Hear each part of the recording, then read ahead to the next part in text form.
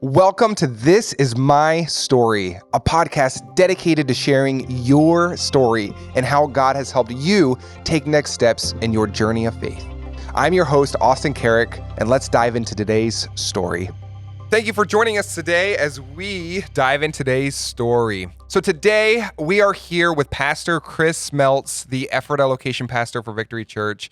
And Pastor Chris, we just love you and your family so much. And we are so excited for today. And I know we're definitely going to have you back in the future because there's just so much to your story. But today we want you to dig a little bit into just your testimony and how you came to Christ and what that was like. So Start at the beginning. Like how did you grow up? What was that like? Yeah, well, good to be here first, Yes. Austin. Thanks. Absolutely. Glad to be here. So my story started, I grew up in a Christian home.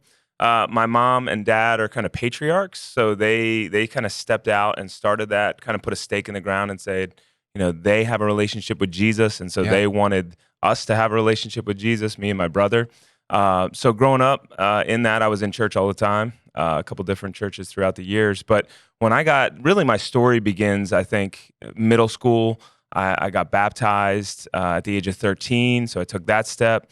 When I got to high school, though, that's when some things started to change. So I started to see that I had influence in my school. I had struggle with, and I wouldn't have said this at the time, so I'm saying this at 43, looking back on like 15-year-old Chris, if you will. I struggled with the fear of man, and what people thought of me meant a lot to me. And so that caused a lot of problems in my life because you start to, I'm following Jesus and I'm walking through the halls of my school, but that's not popular.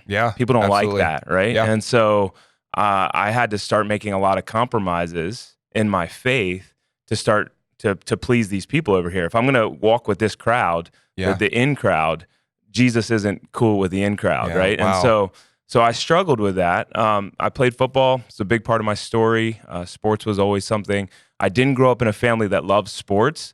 I just was kind of an anomaly, and I was really passionate about football and baseball. So how did that happen? Where was your exposure to sports? Like, how did that begin? Well, my exposure to sports was just as a young kid. So sitting at home at 8 years old, I can remember the first Eagles game I watched. I'll say, who was your idol? Who was that person? So actually, specifically in my mind, I remember there's a specific game that the Eagles played against the Giants.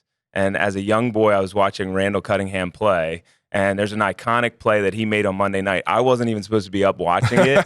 I had gotten up and snuck downstairs to watch the end of the game. So my parents are in bed. I'm watching this Eagles game at like 9 years old, 8 years old, and he makes an incredible play. And from that point on, I was just hooked. Wow. In it. Yeah.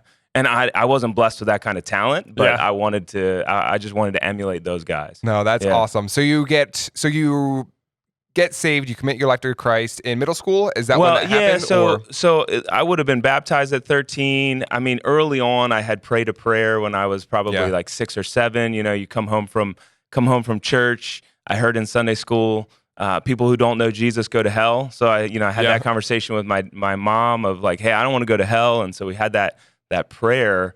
But then, as I get into high school, then things are really changing, and I'm starting to struggle with just how I find my worth as a student, as a young person. And so then I started pursuing relationships because I was a big fish in a small pond. Garden Spot High School is not a big high school. The football team wasn't that great, but I started to see some success even as a young player. And the team started to go through some transition at that time. So that even opened more opportunity. Right, because even as a sophomore, it was like, well, we don't have a lot of guys, so we're going to have to use this guy. If I was on a better team, I wouldn't have had those opportunities as early as I did. So then you start to get a lot of attention, and I started to get a lot of attention from females. And so I started to look to relationships with girls to fulfill me. That was what I was looking to. I wouldn't have known that at the time. And unfortunately, in my story, it became something that I had a different girlfriend like every 3 months because that's where I was finding my identity or value.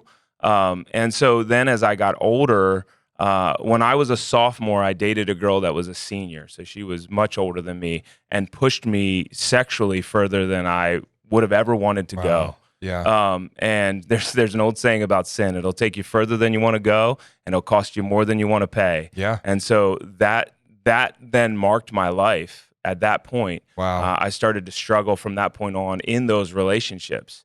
And I wasn't talking to anybody about it. And if I can say anything that I look back on and regret, I wish that I had begun to have conversations with people that I trusted. Yeah. Like I was keeping my parents in the dark about those things.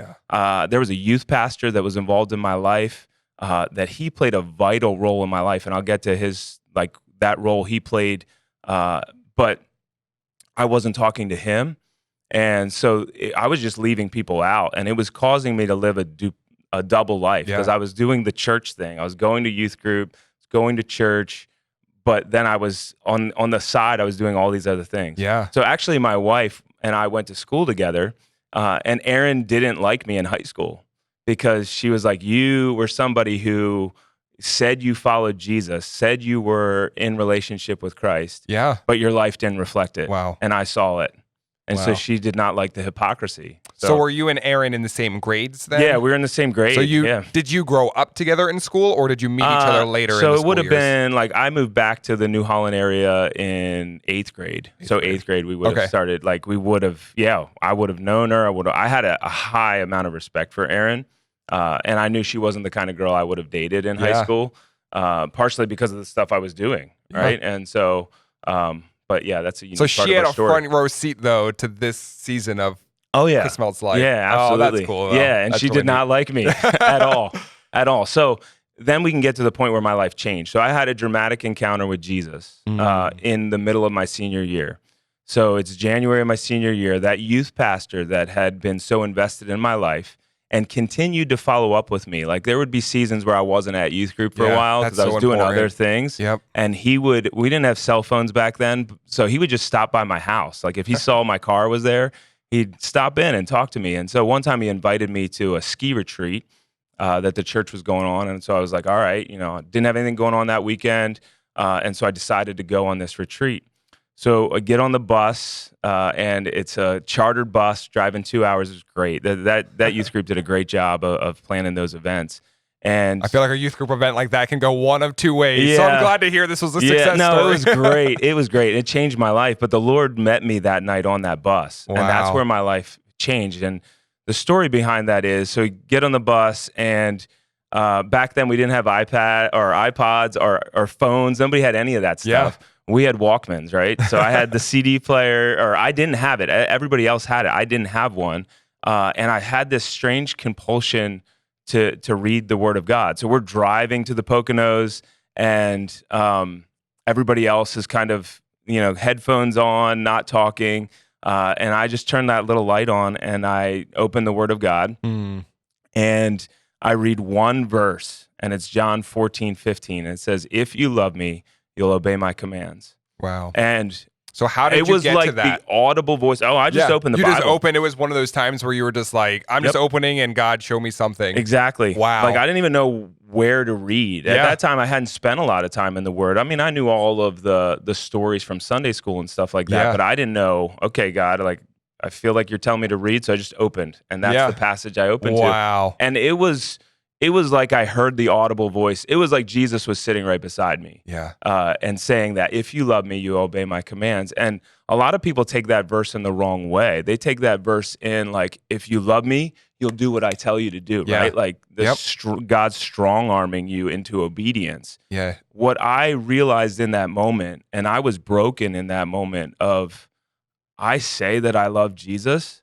There is nothing in my life that represents my love for Christ. And it even makes me a little bit emotional now to think about it, because that weekend I got emotional, and that night there were some dear friends that were on that trip that were following Christ and walking with the Lord. And I sat with them, and I started to tell them my story of like, hey, here's where I'm at, here's the things I'm doing and going through, and will you walk with me? And they were so gracious and kind. It was visibly seeing the grace of God in the face of other people. Like people who could have been judgmental to me, people who could have said, you're all about yourself, you're all about popularity and all of that kind of Yep. stuff, but graciously receiving me and praying Yeah. with me on that retreat, it marked my life and Wow. it changed everything for me.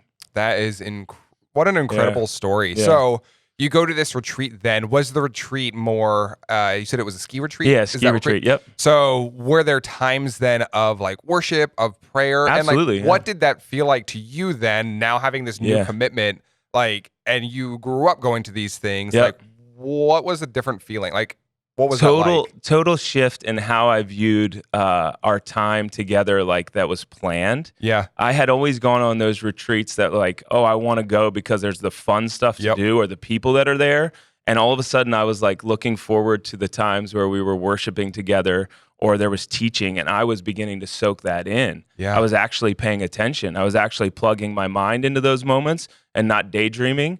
But I wanted more of that. Yeah. And so that was a total shift for me. It was awkward to be in that like moment of like, wow, Yeah. I can't wait till the session starts because we get to worship together and Yep. I get to hear a lesson. Yep. Like that was something I could have cared less about before that. I was always like, yeah, I'm going to go play football with my friends. And we'd be playing football. Then like 20 minutes later, we're in a service and I'm like, like bawling and crying on these youth retreats. Cause same thing. You're Yep. like, what a great time this is going to be. We're going to have so much fun. Yep. And then the Lord just meets you right there. Yeah, and you're amen. just like, that's not what I was expecting, Amen. but thank God for doing this. Yeah. Exactly. That was always some of my favorite memories just Yeah. of being a teen and going to those retreats and Yeah. those kind of events. Yep. So now you have this encounter with Jesus. Mhm. You're how old at this point? So I was 18. 18. You're in your senior year. Yep. Now you go back to school then. Sounds like a winter retreat. Yep. What is that like then this last semester of high school? So everything changed then. So my life, everything changed. So I had a group of friends that I was running with at the time that I knew, okay, like I can't keep running with this group of friends because if I do, the things that they're doing don't align with my faith. Yeah. And so I came back. I broke up with the girlfriend I was dating at the time because I knew the stuff we were doing was not glorifying to God. Yeah. I was out of alignment. It was sin, Yeah. to say it clearly. And so I knew that was a problem. And even at that point, she had told me like, oh, I want to make these changes with you. And I was like, that's great. I hope you do. But we can't stay in this relationship. Yeah. And I actually made a commitment at that point to say, all right, Lord, I'm not dating, I'm not getting in a relationship for 6 more months. And that actually plays into my relationship with Aaron. But then my friendships, all I did with those friendships was I invited them to come with me. Yeah. I was like, hey, like if you want to come, You didn't check out discard them. church. Yeah, you brought them now, along. For most of them, they were like, no. Some of them said, this is a phase you're going through. Like you had this Jesus moment, but you'll grow out of that. It won't last.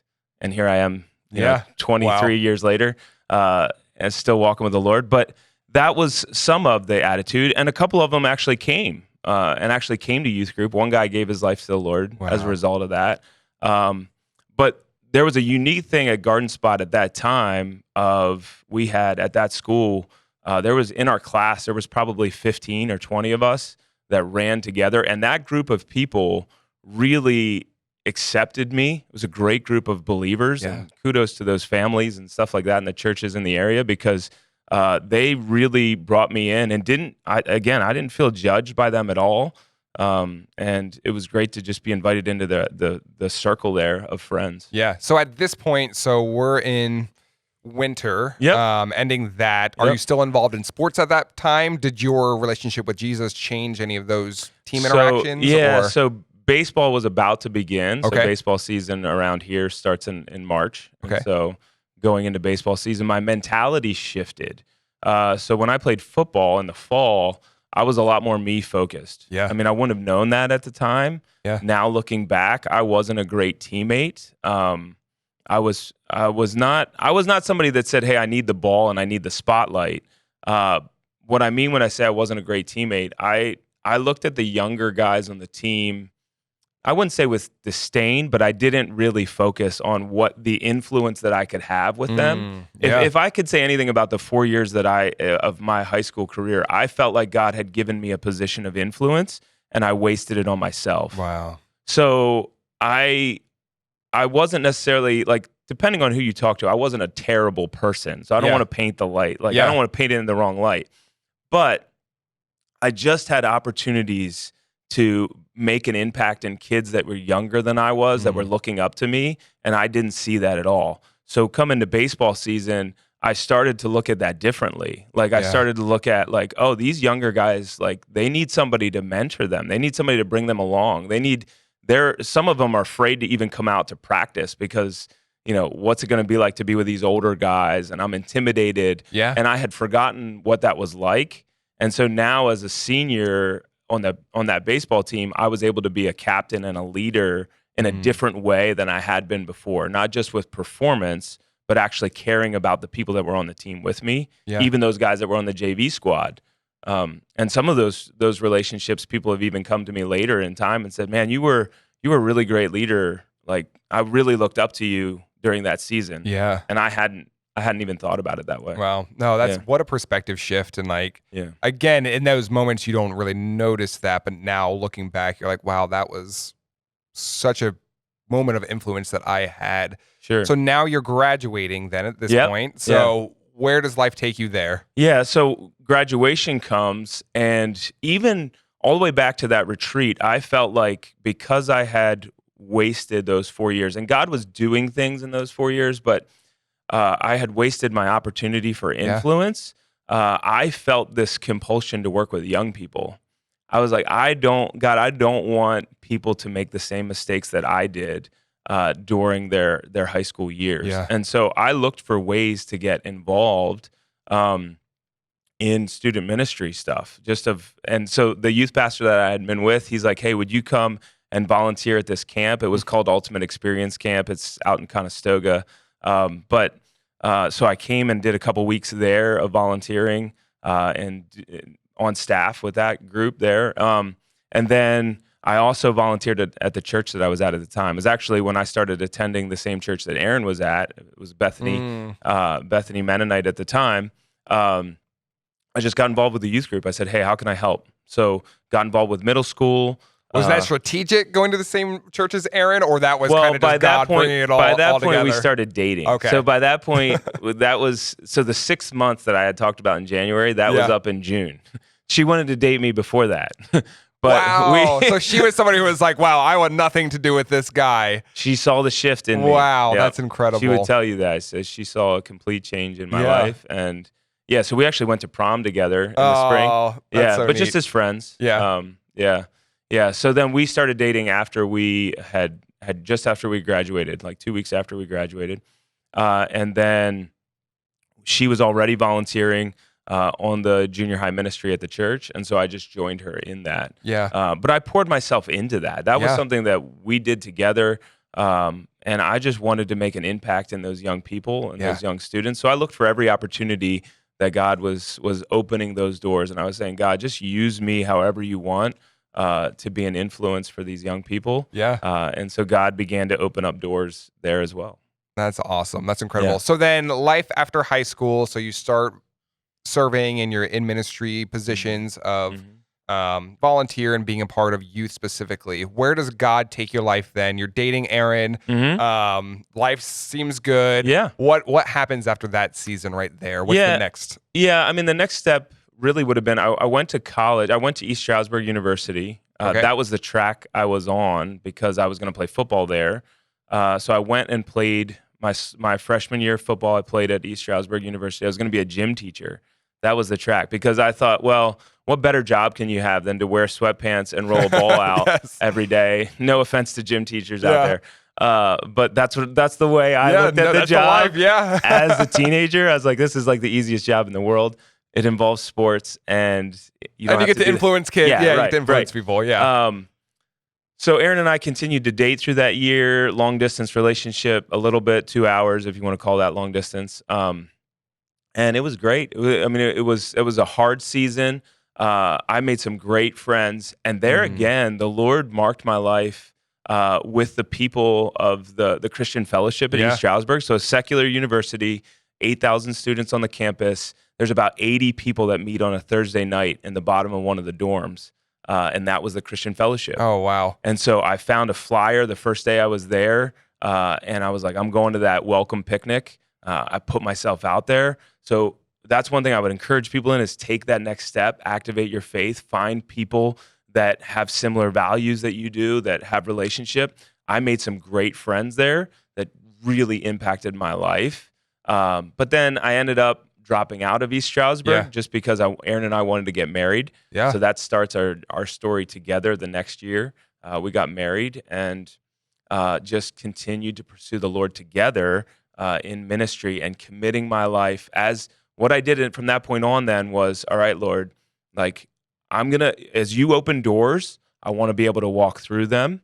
And I've tried throughout my life to just open my hands like this and say, okay, God, what do you have for me? Yeah, There's been some seasons in my life where I've done this again, and the Lord's had to remind me, all right, Chris, open your hands again. And so coming back to that place of, all right, God, where do you want me? Yeah. Wow. That's incredible. And here we are now, 20 some years later from that salvation story, and like just the work the Lord's done in your life and in your family and through you. And like, we're so honored to have you on the team here at Victory as one of our pastors. And you and Aaron are just such a beautiful couple, and just display that love of Christ so well, and help people engage in that community and just feel so loved by Christ. So thank you for sharing that part of your story with us. Awesome. I know that we're definitely going to have you on future episodes just to hear more about what the Lord's been doing in your life, and just next steps that you and your family have taken together. So that's incredible. Any last words you want to say to any high schoolers out there to just encourage them?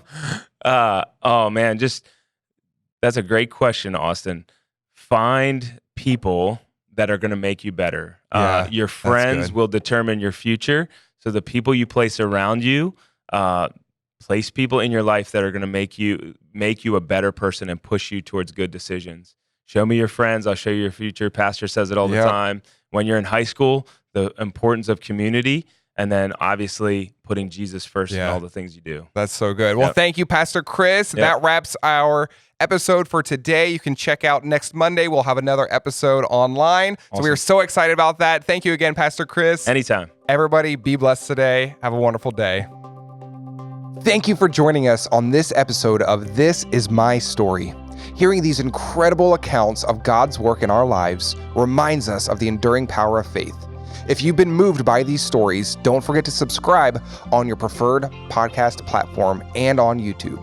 And don't forget to share the inspiration with others who might need it. This Is My Story is recorded at Victory Church in the heart of Lancaster County, Pennsylvania. You can learn more about This Is My Story and Victory Church in the show notes. Thank you for listening, and be blessed.